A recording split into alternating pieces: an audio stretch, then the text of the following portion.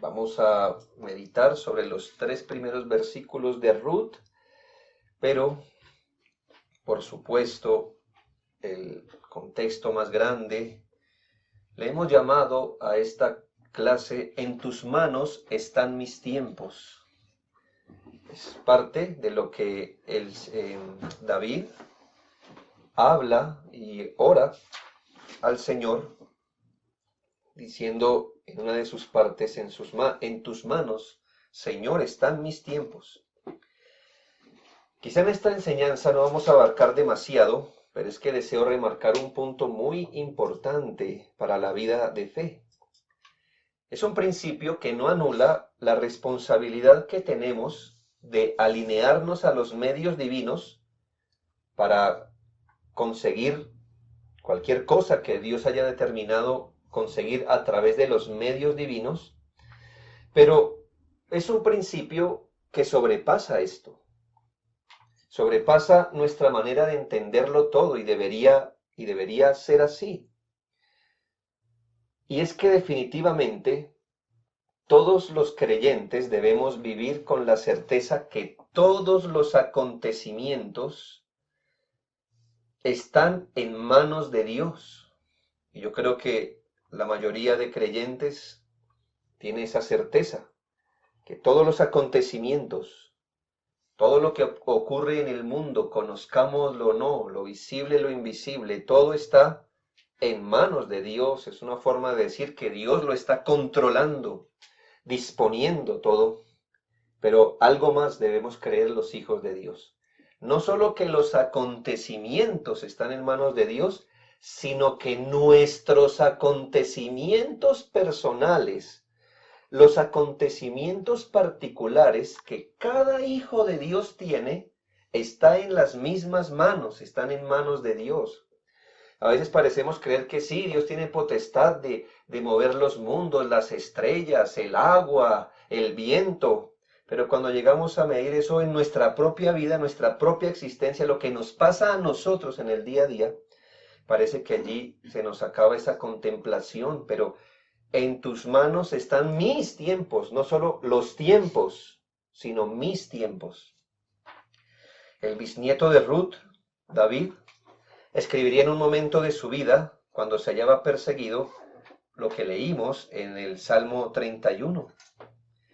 Él puede decirle al Señor: en ti he confiado, líbrame en tu justicia, inclina a mí tu oído, sé tú mi roca fuerte y fortaleza para salvarme, porque tú eres mi roca y mi castillo, y por tu nombre me guiarás y me encaminarás.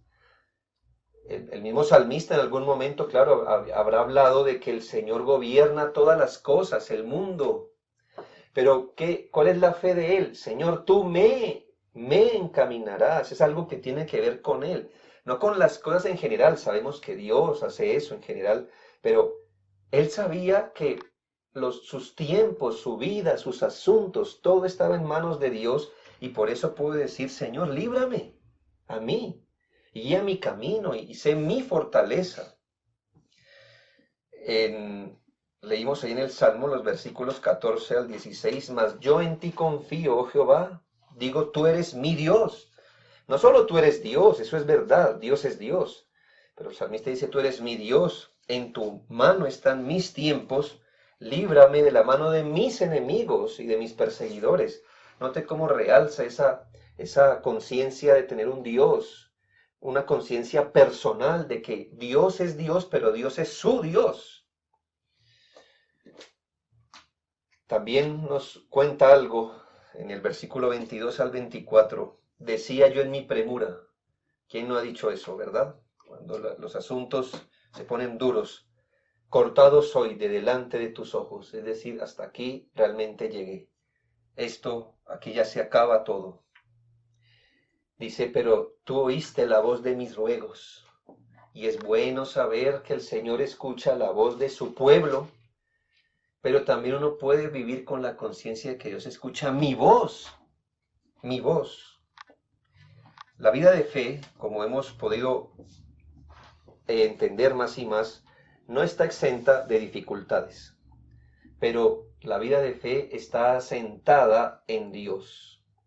La vida de fe se debe desarrollar en este mundo que es como un torbellino, es como un huracán que todo lo mueve. Si usted se ha dado cuenta, y espero que estos tiempos le haya traído luz, que todo en este mundo cambia, muda, se va, viene, que en realidad no podemos coger nada con las manos y decir esto es mío. La vida de fe no consiste en cómo cogemos esto que se va y viene con fuerza, con la ayuda de Dios. La vida de fe consiste en tomarse de Dios, que es un ancla que no se mueve. Mire, es interesante ver cuando los huracanes pasan por las ciudades, se llevan casi todo a su paso. Pero llega una montaña y el huracán no puede con la montaña. Entonces, la vida de fe, hermanos, es estar asentado en esa montaña, en esa ancla. El mismo salmista, Asaf, creo, el Salmo 73, 26, dice: mas la roca de mi corazón y mi porción es Dios para siempre. Qué expresión tan interesante. Mas la roca de mi corazón, es decir, donde está asentado mi corazón, es Dios para siempre. Todo se mueve, pero el creyente está en la roca. Pero ¿qué asienta en la roca? Su corazón, su vida. Él se ha abrazado. Las cosas pueden ir y venir, pero nunca una montaña, una roca. Mire, el mar tan grande y fuerte que es, le pega a la roca, pero nunca la mueve. Y el salmista dice: mas la roca de mi corazón es Dios para siempre. Pero note lo que dice: y mi porción. Realmente Dios es lo único que nosotros realmente tenemos, si usted se da cuenta. Nada más. Todo cambia, todo se termina, todo sube, baja, lo que sea. Y el salmista dijo: Él es mi roca, pero mi porción para siempre. Es lo que realmente tenemos. El salmista pudo decir: en tus manos están mis tiempos. Qué bueno es que el salmista no amarró su existencia. Él no creía que su vida estaba atada al vaivén del destino, a la economía, a la violencia, al clima, a las enfermedades. Él no dijo: mire mi vida, ¿en manos de quién está? Hoy me lleva para acá la economía, mañana me devuelve aquí una enfermedad, luego un problema me... No, ¿qué dice él? En tus manos están mis tiempos. Todo alrededor se mueve, pero uno está en manos del Señor, y eso debemos entenderlo. Nada ha desbordado ni la soberanía ni la bondad del Señor para con sus hijos, y es lo que la fe logra ver. Entrene sus ojos y sus oídos para verlo todo. Dele atención a los medios de comunicación, sea crédulo, ábrase así como ingenuo, déjese adoctrinar por lo que dice el presidente Jezabel, la alcaldesa. Y el experto en esto, el experto en otro. No que no podamos hacerlo, pero préstele su oído de discípulo a esos maestros y va a notar que la vida de fe es difícil de llevar, porque es que nosotros debemos asentarnos es en el Señor. La vida de fe debe ser entrenada a costa de no estimular los ojos y los oídos, ¿sí lo sabía? Porque no es por vista, es por fe. La vida de fe no es tal vez aquella que zapatea y reclama, sino aquella que espera en el Señor, que espera. Y aquí, por supuesto, esto me sirve de puente para hablar de lo que estamos hablando. Noemí y Ruth esperan en el Señor, en las manos de Dios están sus tiempos, y eso es lo que veremos. Quiero que miremos en primera medida lo que hemos llamado el uso responsable de los medios. El uso responsable de los medios, el mismo Dios que estableció los fines, los frutos, los resultados. Ese mismo Dios también estableció los medios para que podamos obtener los fines o los frutos, ¿sí? El mismo Dios que hace que los árboles produzcan fruto, también estableció los medios para que eso pueda llegar a ser.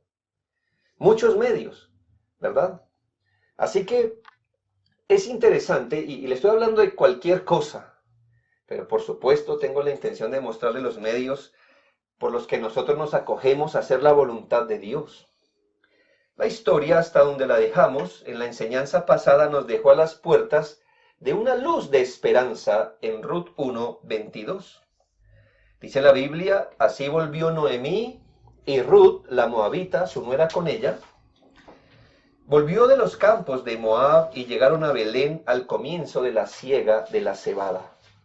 Como habíamos dicho, las mujeres llegan a Belén para el tiempo de la siega, es decir, cuando se estaba segando o ya recogiendo la cebada, o cuando iba a iniciar ese periodo en primavera, para mediados de lo que es nuestro abril. Como habíamos dicho, es coincidencial que justamente estemos estudiando esto para el tiempo donde ellas debieron llegar a Belén hace mucho tiempo. Y gracias a eso tenían la oportunidad de proveerse para el invierno que seguía. Gracias a Dios no llegaron ni antes ni después. Esta es una gran prueba, vemos, para la fe juvenil de Ruth y para la amargada Noemí. Es algo interesante ver que Noemí tenía un conocimiento más preciso de Dios, pero amargura. En cambio, la otra tenía menos conocimiento de Dios y más fe. Qué interesante. No es bueno lo que hace Noemí. Se supone que a mayor conocimiento, más fe, no más amargura. Pero esta mujer podía decir tremendas afirmaciones de lo que Dios es en amargura. Ruth no conocía tanto a Dios como Noemí, pero tenía más fe en lo poco que conocía del Señor. Cuando llegan a Belén, no sé si nosotros les hubiéramos visto llegar, ¿qué les hubiéramos aconsejado a ellas que hicieran? ¿Qué deberían hacer? Muy difícil. Ruth inmediatamente sabe, ella conoce a Dios, lo está aprendiendo a conocer, sabe que le será necesario ponerse manos a la obra, pero no lo hace como lo hubiera hecho Noemí, con un espíritu amargo, sino más bien Ruth se mueve en fe en el Señor. ¿Cómo lo sabemos? Es lo que dice Ruth 2. Y Ruth la moabita dijo a Noemí, te ruego que me dejes ir al campo y recogeré espigas en pos de aquel a cuyos ojos hallaré gracia. Y él le dijo, ve, hija mía. Y aquí vemos esta manera de cómo Ruth entendía la voluntad de Dios. Es gratificante, hermanos, ver que la fe juvenil de una persona no es impedimento para andar en la voluntad de Dios. Si una persona es recién creyente o tiene una fe juvenil y hasta ahora está aprendiendo a conocer a Dios, es muy importante ver que su fe juvenil no es ningún impedimento para andar en la voluntad de Dios. Mire que esta mujer, pese a que no entiende mucho por ahora, ella no razona que es lo uno o lo otro, sino lo uno y lo otro. ¿Qué le quiero decir con eso? Ella no se queda en casa y dice, suegra, esperemos a ver los ojos delante del cual hallaremos gracia. Entonces ahí se quedan, ¿verdad? Orando, haciendo su devocional, orando a las 6 de la mañana y a las 6 de la tarde, ¿verdad? Y aquí estamos, esperando en ti, esperando en ti. ¿Qué están haciendo ustedes allí en casa? Esperando en el Señor. Estamos mirando a ver a los ojos delante de quién Dios nos da gracia para solucionar este asunto. ¿Sí ve que no? Ella no se queda en casa esperando hallar gracia de alguno, pero tampoco sale como una mujer empoderada que el mundo le va a quedar pequeño para proyectarse como mujer. Ella no dice, mire, tranquila, te quédese ahí, que si no regreso con algo es que ahí voy Belén, ahí voy a conquistar. ¿Me hago entender? Ni lo uno ni lo otro.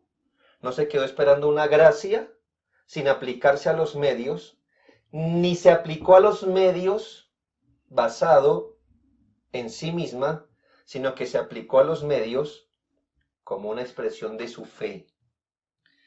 Con humildad se dirige a buscar el sustento, ¿sí ve?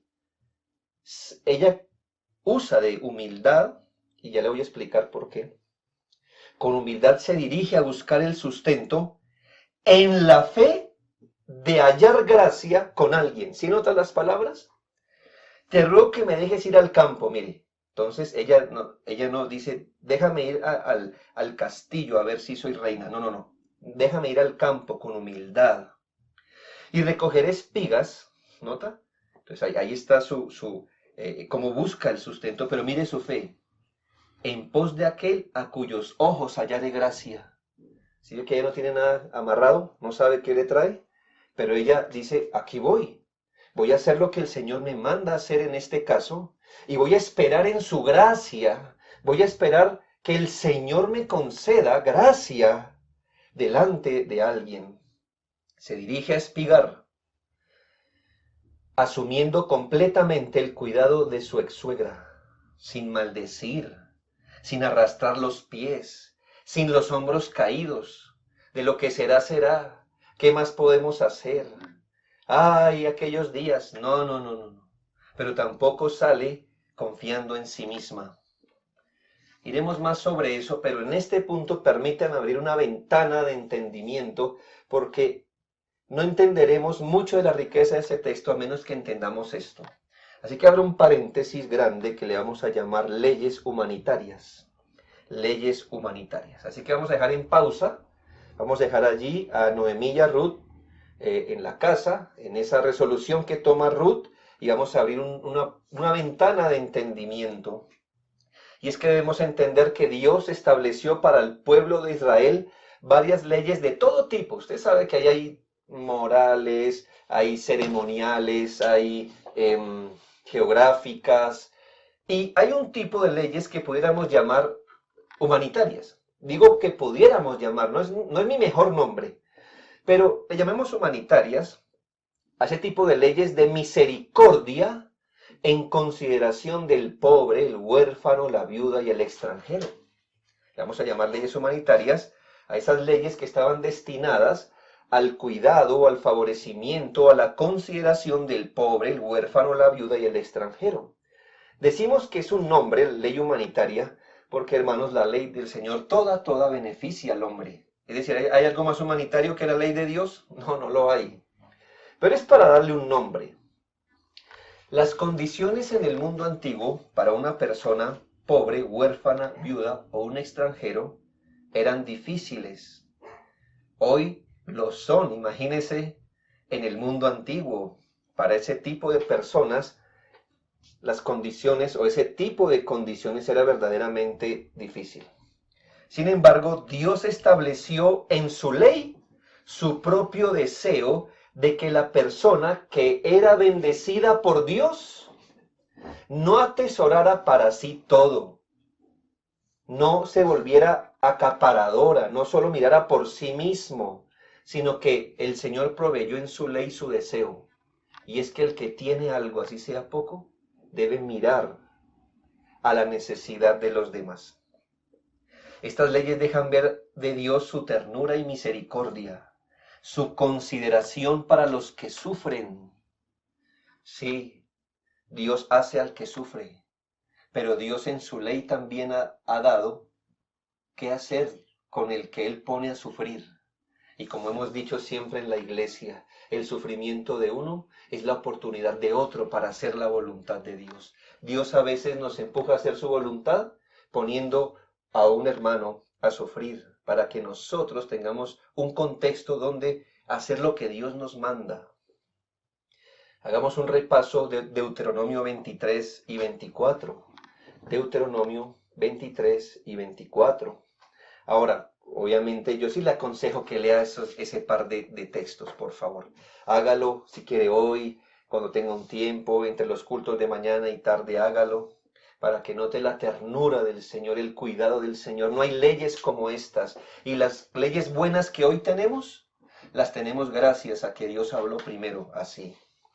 Por ejemplo, Deuteronomio 23, 15 y 16 nos dice que los siervos, esos esclavos que se refugiaban en Israel huyendo quizás de sus amos difíciles, deberían ser acogidos en Israel y no oprimidos. Dice, no entregarás a su señor el siervo que se huyere a ti de su amo.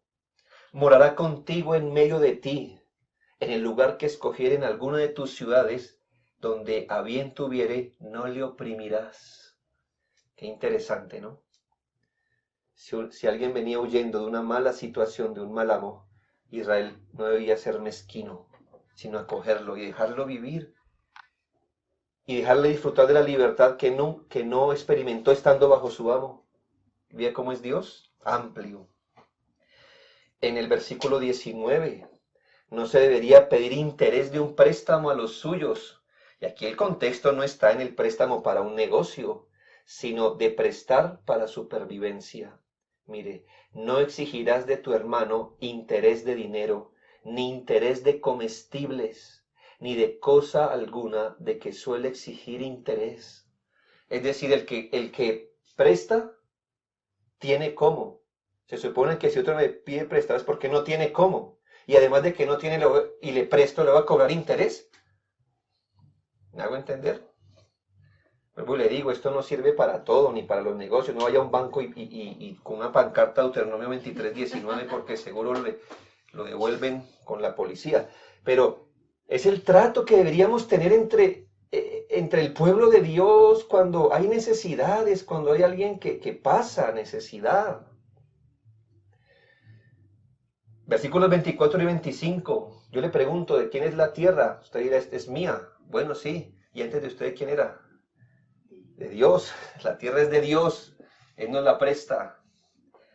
Como la tierra es de Dios, Dios dijo, yo les voy a decir qué hacen con su tierra. Y cuando alguien tenía hambre y tenía que atravesar por su territorio, Dios le da permiso a él de comer de lo que encontrara allí.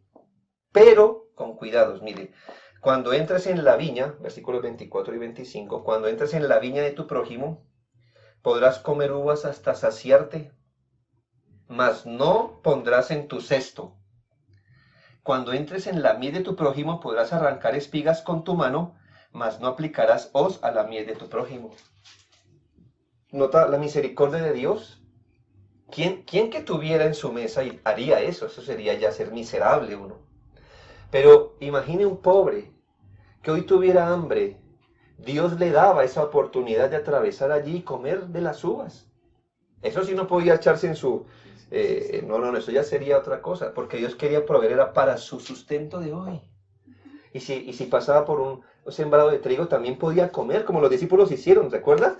Arrancaron trigo y le quitaron la pajita y se la comían. ¿Sí? No se iban a enriquecer por eso, no era para negocio, tenían hambre y el Señor proveyó para ellos esto. El Señor prohibió, por ejemplo, Deuteronomio 24, 1 al 4, que aunque leeremos, no lo leeremos, pero prohibió que una mujer fuera instrumentalizada, puesta como un objeto.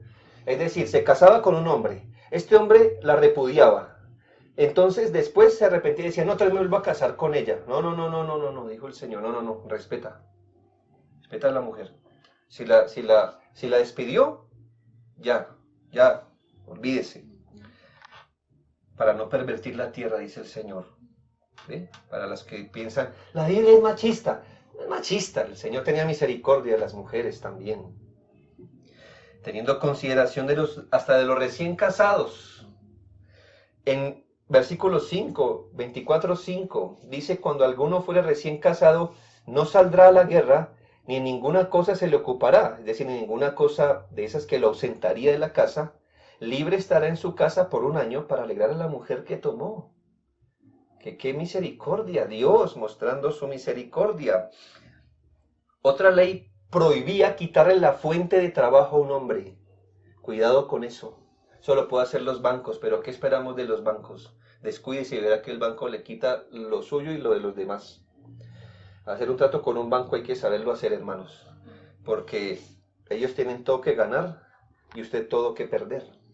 Pero mire lo que dice la Escritura.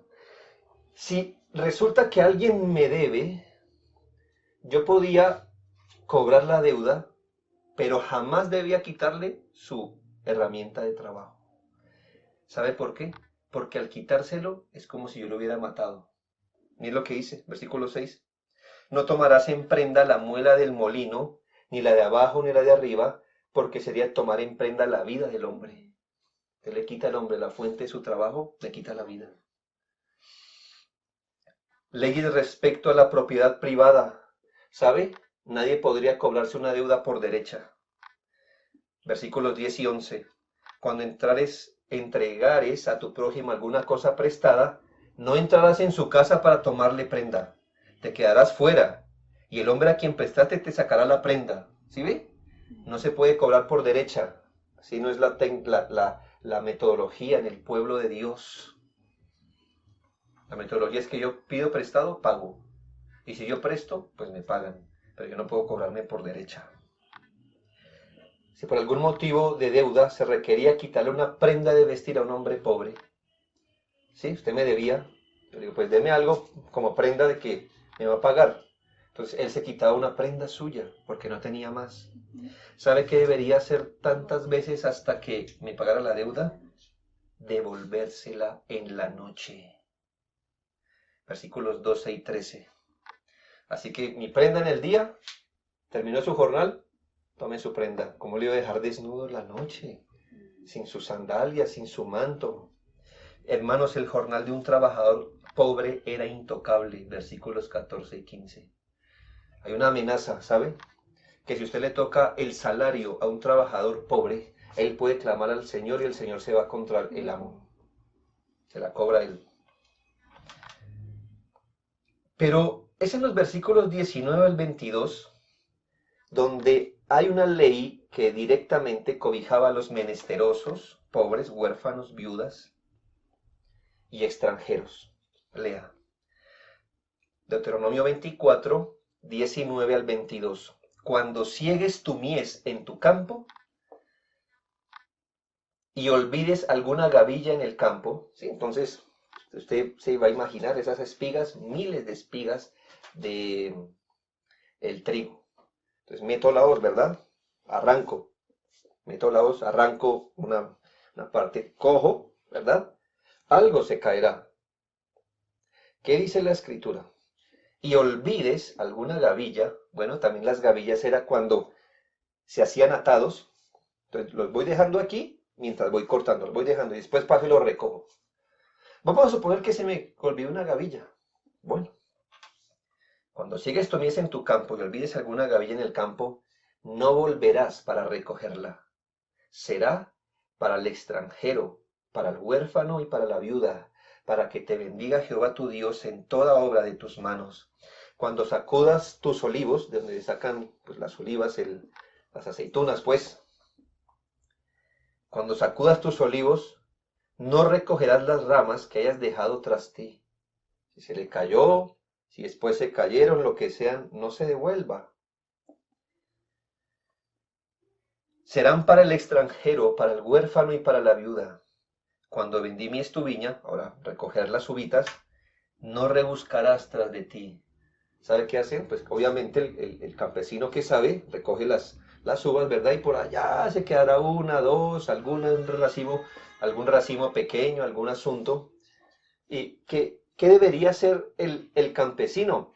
Pues tampoco vaya hasta por allá, mejor dicho, hasta que deje el árbol pelado, pelado. No, no, no, no, no.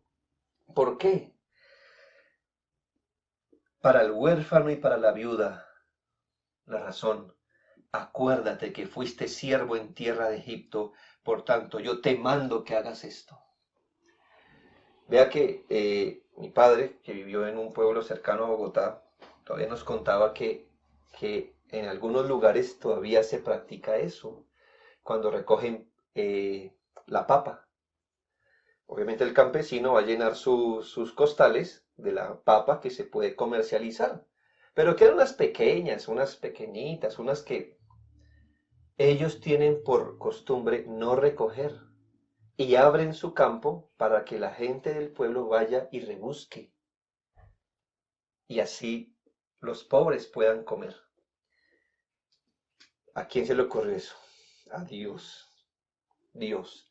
Dios no quiere que uno sea eh, como ese acaparador, ¿no? O sea, de este le va a bajar todo, porque es que, mejor dicho, todo así se me pierda a mí. No, no, no, no, no. Déjelo. Así que esas gavillas que se caían, esos poquitos de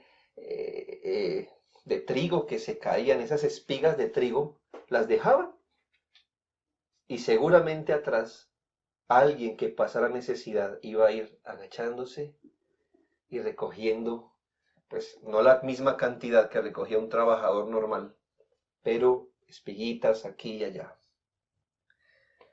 Dios quería que su pueblo fuera amplio e intencional en cuidar a los menesterosos.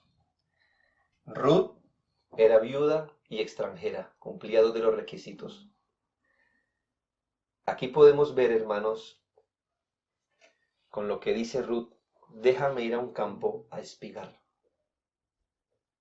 Ella no se creyó con empleo. Le voy a traducir esto.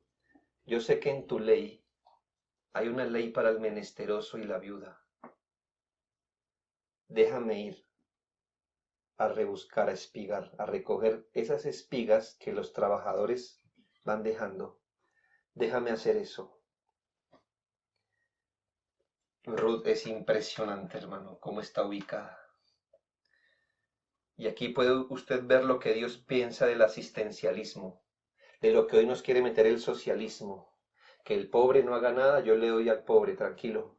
Y parece que algunas iglesias están felices enseñando que al pobre hay que darle de todo, de todo. Pues el Señor dice, yo sé que hay condiciones donde al pobre toca darle porque hay condiciones de pobreza donde no hay otra alternativa, ¿sí?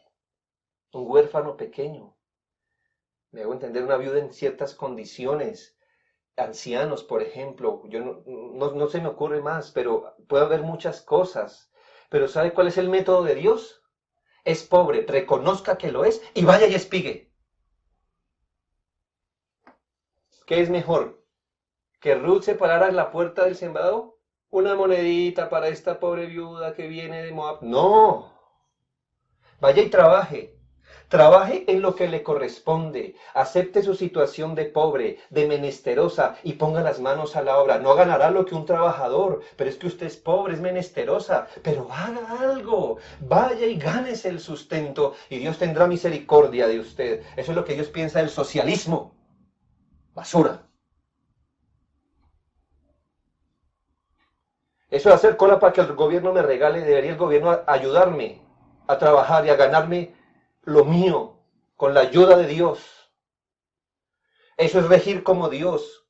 Lo otro es regir como hombres, porque así yo hago esclavos para mí. En cambio, cuando me dan trabajo, hacen siervos de Dios, de Dios.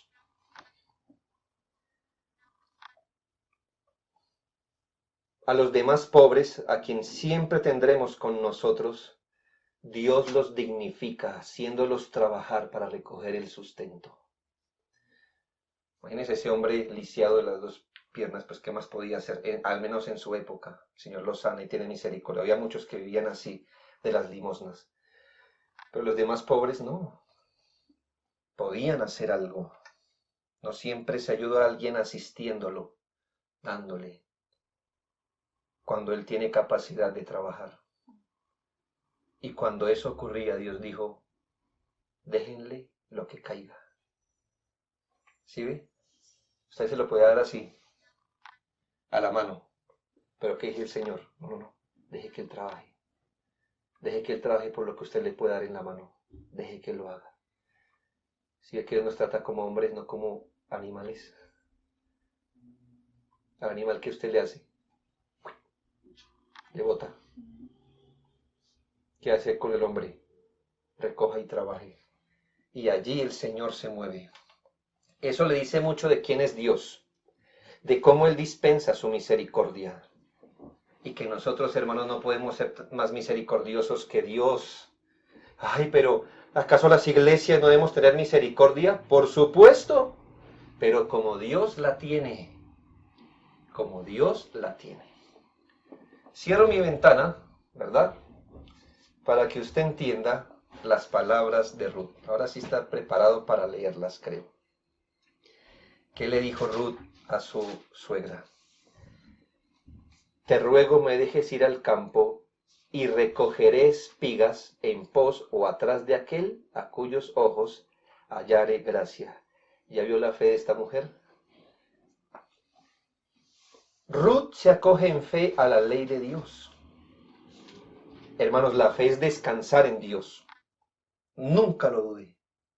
La fe es descansar en Dios. Pero es descansar en la veracidad de sus palabras, en sus promesas y descansar hasta en los deberes que Él nos mandó. Eso es descansar. Descansar, algunos piensan que es así, en la cama o en la sala, ¿verdad? ¿Y qué está haciendo usted? Esperando en Dios, esperando en Dios. Bueno, algunas veces y en ciertas circunstancias no podemos hacer más que eso, ¿verdad? Por ejemplo, una persona en un hospital. ¿A dónde puede ir? ¿Verdad? Pero hablo en general, hermano, no en casos específicos. La fe es descansar en Dios, pero es descansar en sus palabras, tanto en sus promesas como en sus deberes. Se descansa en el alma mientras uno se acoge con fe humilde a los medios divinamente establecidos para la bendición del Señor. Se lo repito, se descansa en el alma mientras nos acogemos con fe humilde a los medios divinamente establecidos para la bendición del Señor. Así es como uno descansa. Yo sé, hermanos, que una persona puede acogerse a los medios de Dios, es decir, puede mover las manos, pero en desconfianza y en ansiedad, o en desilusión. Imagínense cómo lo hubiera hecho Noemí, cómo hubiera espigado Noemí. No lo hubiera hecho con fe, ¿verdad? Sino como, esta es mi suerte, esto es lo que me tocó, ¿qué más hay que hacer? Pues espigar. No, no, no. Uno puede acogerse a los medios, pero en desconfianza, en ansiedad, en amargura. Pero también, como Ruth, puede mover las manos en espera al Señor. ¿Sí ve? Déjeme hacer esto en pos de aquel a quien el Señor me dé gracia. Ruth no ve una solución en pedir como mendigo, sino ve la solución en acogerse a los medios que el Señor puso para el pobre o el menesteroso.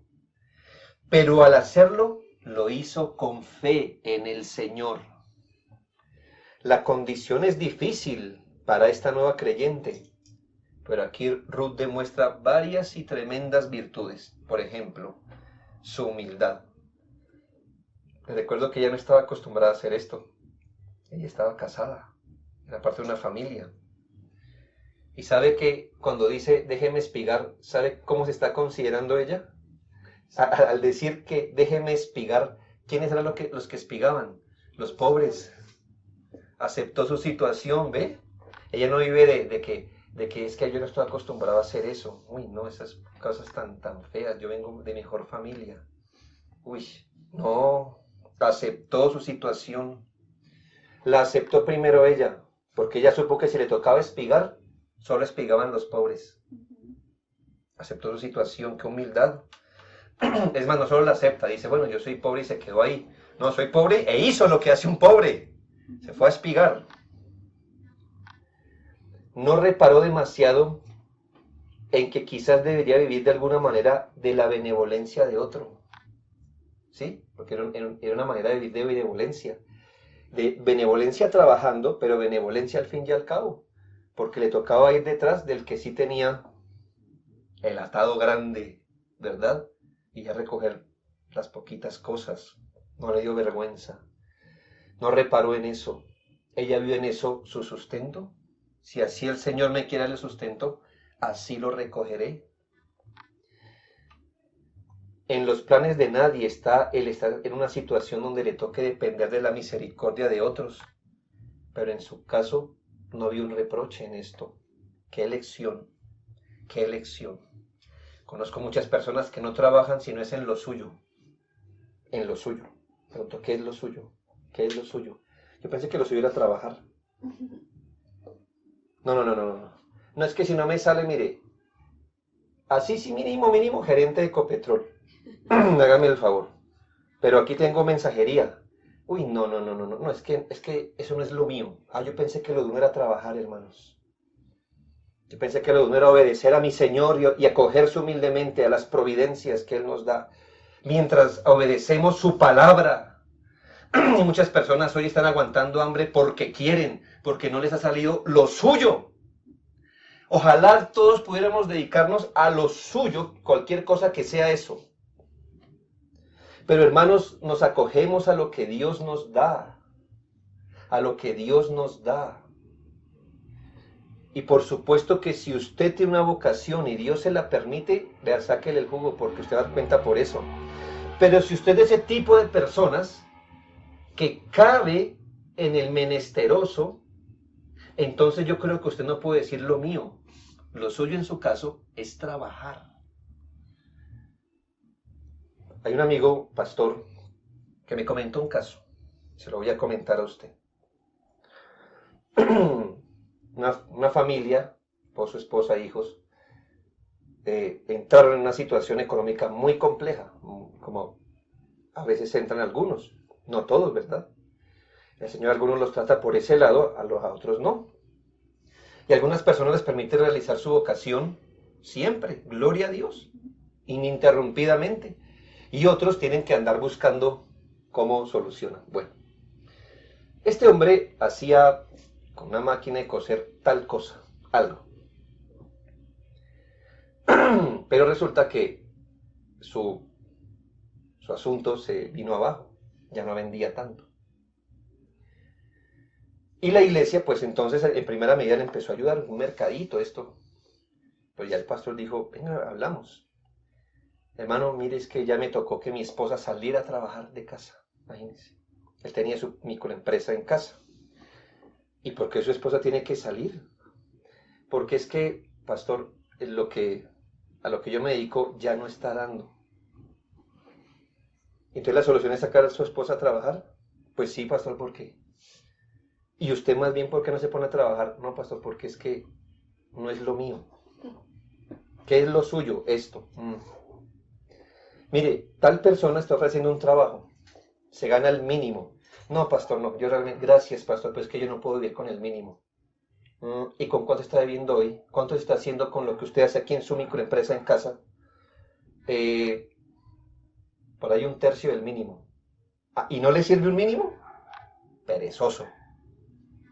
¿Ve cómo se engaña uno? Es que no es lo mío. Y como no es lo mío, bueno, yo creo que Dios nos da vocaciones, pero cuando uno llega a una situación, él prefería ganar un tercio del mínimo, haciendo lo suyo, que ganarse un mínimo. Pero mire cómo le engañaba. Es que con un mínimo yo no vivo. Y sí mandó a la esposa a trabajar afuera. ¿Ve cómo nos engaña el corazón? Cuidado.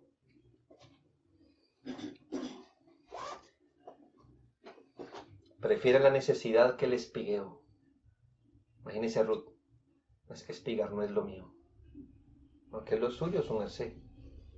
Princesa, reina, ¿qué es lo suyo? En este caso. Ahora, si ella fuera reina, ¿para qué se pone a espigar? Es una reina, ¿no? Sería deshonroso, pero no era su caso. Ruth tenía un carácter laborioso. Yo no sé si usted ha hecho labores agachándose una y otra vez. Al menos mediodía. Y más si no está acostumbrado. Agáchese, recoja. Agáchese y haga. Agáchese todo el día bajo el calor. Era un oficio duro. Esta creyente aceptó los medios ordinarios de su sustento. Así implicara esfuerzo. Y esto es aún más valioso sabiendo que ella no tenía una responsabilidad legal con su suegra. La estaba tratando como una pobre y una menesterosa. Una pobre y menesterosa viuda sirviéndole a una pobre y menesterosa viuda. Los hermanos pobres y menesterosos no están exentos de ser generosos. No están exentos. O acaparar si se vale para un pobre. O acaparar o ser tacaño si se le vale a un pobre porque es pobre. No. El que tiene mucho, da mucho. Y aquí esta mujer se da cuenta que es pobre, está en la misma condición que esa señora. Pero la ayuda. Porque la generosidad, como veremos, no depende de cuánto tiene, depende de su corazón. Ella cree en el uso de los medios divinos y se acoge a ellos. No era de las que creía que Dios bendice la inactividad, como el hombre que quiere una gran cosecha, pero se para siempre en el campo, frente al campo a orar, Padre, bendice este campo, bendice este terreno, prospéralo al 100 por 1. ¿Qué está haciendo usted? Orando, esperando en Dios. Bueno, debería orar mucho. Y luego que termine, vaya y remueva la tierra. Vaya y ponga la semilla. Riegue, cuide. Cuide de los animales que se comen la semilla. Haga guardia, vele, día, noche, haga lo que sea. Y siga orando. ¿Ve? Esperar en Dios es creer que Dios bendecirá los medios que Él mismo ha santificado. Ella no sabe a dónde se dirigiría ni sabe si tendría gracia, pero allá se dirige. Busca, pregunta, toma iniciativa. No se queda esperando que lleguen las cosas, pero tampoco salió corriendo a conseguirlas con un corazón afanado, ansioso e incrédulo. Ella meditó e hizo las cosas en fe. Qué interesante que una mujer le dé ejemplo a muchos hombres. Una mujer, según la Biblia, muy atractiva. Yo realmente no sé cómo era Ruth, pero le aseguro que era atractiva, porque la Biblia dice que las mujeres hermosas se adornan con un ornamento que es interno, el del corazón, que es de grande estima delante de Dios. Primera de Pedro 3, 3 y 4. Como Noemí una vez le dijera a Ruth, o como las amigas de Noemí le dijeron de Ruth, esta mujer le vale a usted como si tuviera 7 hijos. Qué interesante. Y déjeme terminar con esto, porque todo esto se lo dije para esto. Mi segundo punto, la providencia de Dios detrás de todo. Todo esto se lo dije, yo recuerdo cómo empecé. En tus manos están mis tiempos. En esa procura de fe, con humildad, obediencia, esta mujer se dirige al campo. ¿Y qué ocurrió? Ay, hermanos, versículo 3. Aconteció que, yo colocaría aquí justamente, aquella parte del campo era de Booz, el cual era de la familia de Elimelech. La palabra aconteció que significa que más bien el asunto fue providencial, ¿sí? Llegó a pasar que, no es que ella dijo, suegra, mira, yo he averiguado que tú tienes un familiar, el familiar de tu esposo, se llama Booz, y ese campo que está allá es de él, ¿me dejas ir a espigar allí? No, ella no hizo eso. Ella se movió en obediencia a lo que la ley decía el menesteroso y el pobre.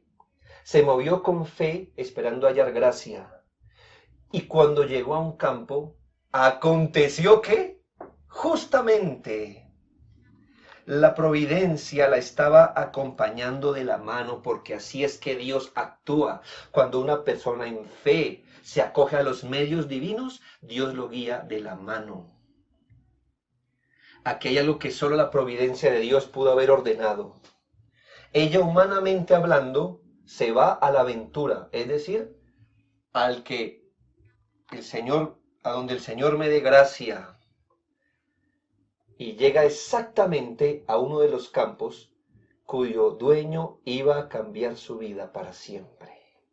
¿Por qué? Porque en tus manos están mis tiempos. Dios nunca abandona a sus hijos y conduce soberanamente todas las cosas para el bienestar de ellos.